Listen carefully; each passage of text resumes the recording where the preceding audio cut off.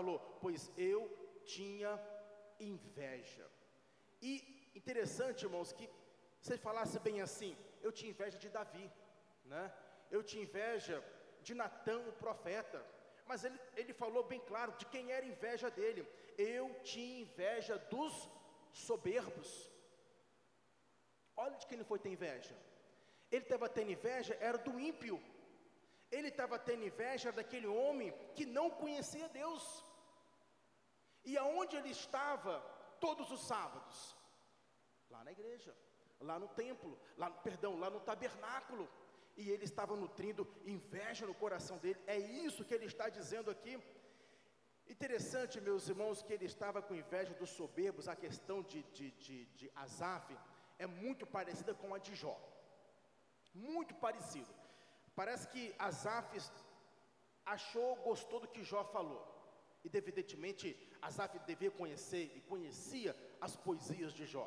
Mas há muitas semelhanças, porque no capítulo 21 de Jó vai dizer a mesma coisa, né?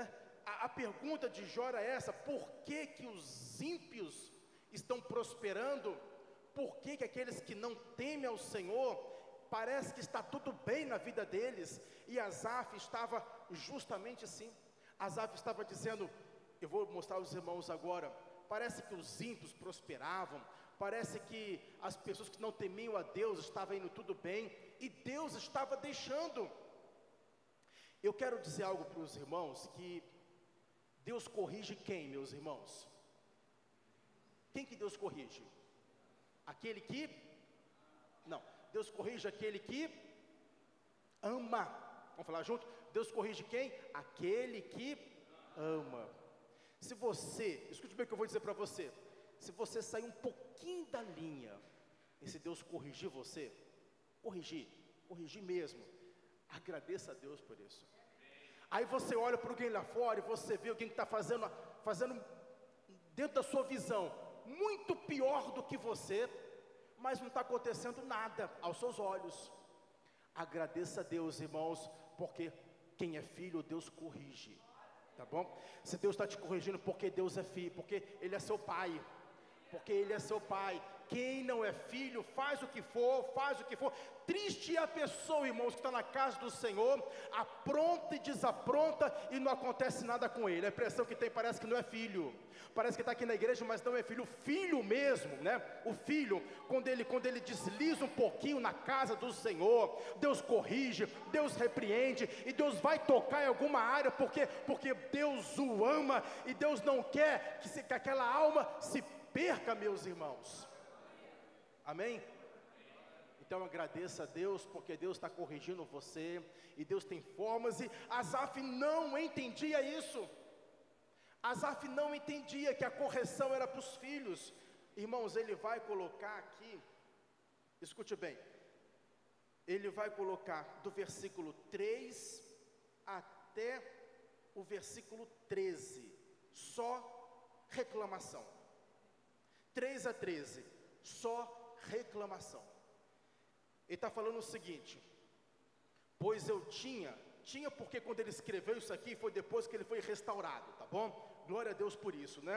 É por isso que começa bem assim: Deus é bom, né? Porque teve misericórdia dele. Ele vai dizer: pois eu tinha inveja dos soberbos, ao ver a prosperidade dos ímpios. Olha só o que ele vai dizer: pois não há apertos na sua morte, mas firme está a sua força. Ele estava enganado, Asaf. Ele vai dizer: não se acham em trabalhos como outras gentes, não são afligidos como os outros homens, pelo que a soberbo cerca como colar, esses homens vestem-se de violência. Versículo 8, eles são corrompidos, eles tratam maliciosamente, eles falam arrogantemente. Versículo 9, eles erguem a sua boca contra os céus. Versículo 10, versículo 11, eles falam até de Deus, dizendo: como o sabe Deus, ou há conhecimento no Altíssimo.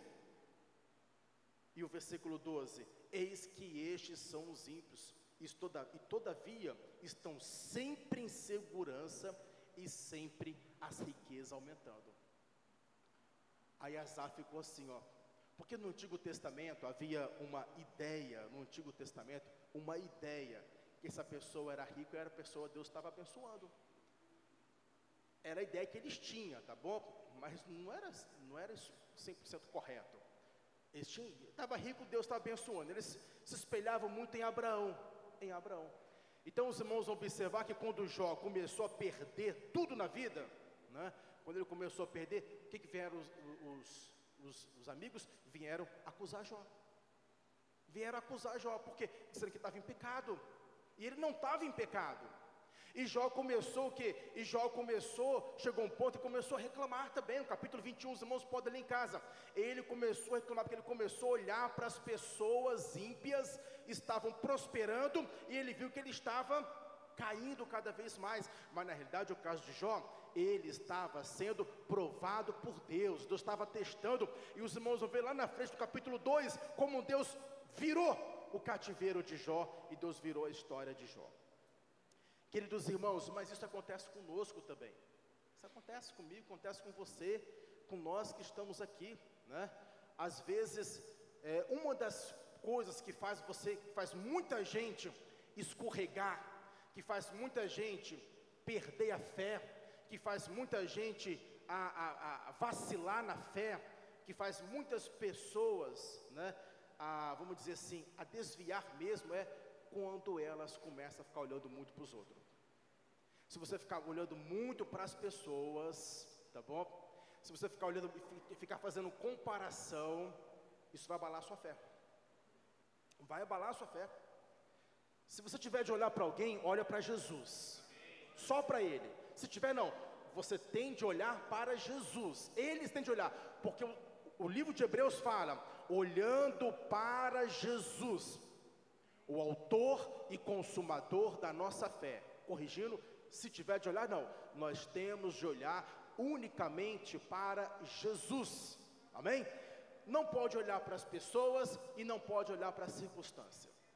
Quando Pedro ali no barco, e Jesus falou, vem até cá, Pedro. Pedro saiu, ele botou o pé na água, e a água ali estava como fosse um piso, uma base, um cimento, e ele começou a andar. Mas diz o texto que ele olhou para tempestades, e quando ele olha para a tempestade, ele tira o olhar de Jesus e ele começa a afundar. Só não afundou porque Jesus segurou na mão dele. Então, meus irmãos, a gente tem visto pessoas escorregarem porque tem olhado para pessoas. Não olhe para pessoas, tá bom? Olha para Jesus, o autor e consumador da fé.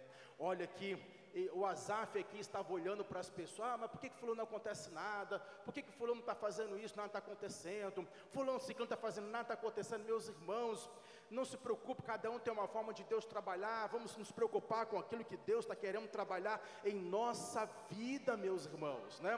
Vamos nos preocupar com a nossa vida, não é verdade? Os irmãos vão ver aqui que Asaf chegou a um ponto em que a chave virou para a vida de Asaf, né? Olha o que ele chegou a dizer aqui, ó. Acompanha comigo.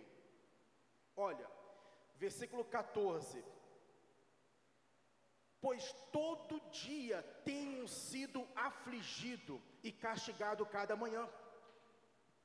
Asaf falou bem assim, Deus, todo dia eu sou afligido.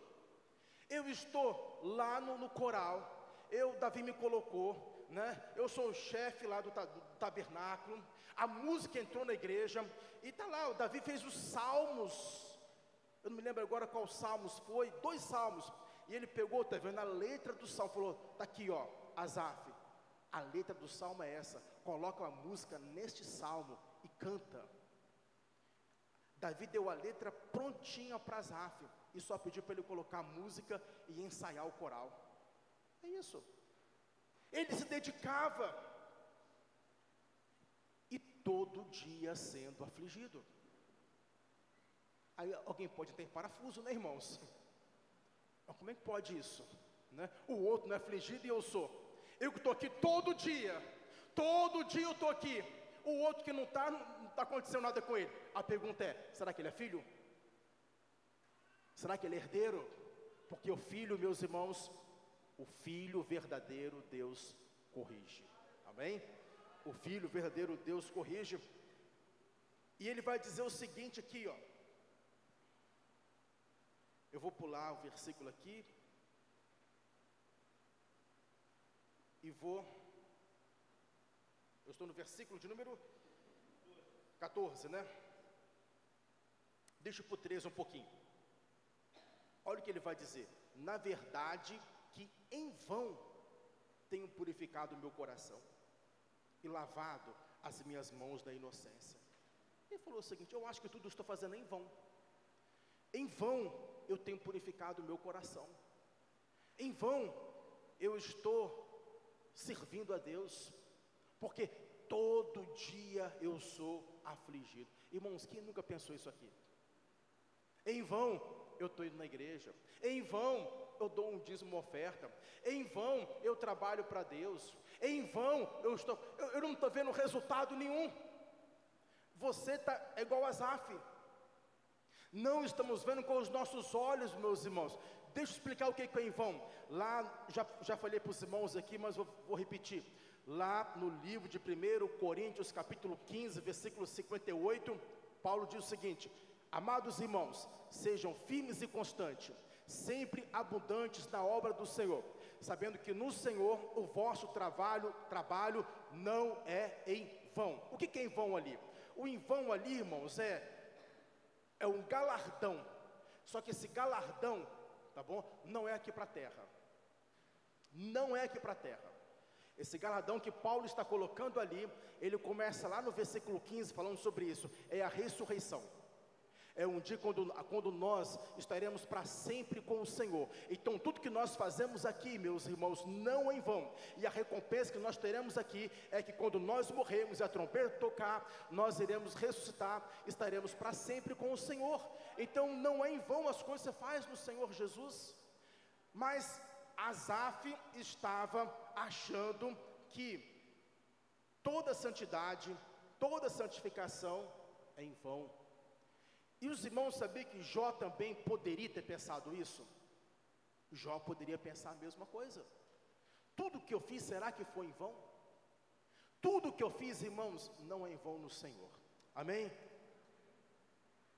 Então, esse aqui é o lamento dele. Agora, quando a história mudou? Versículo 17. Até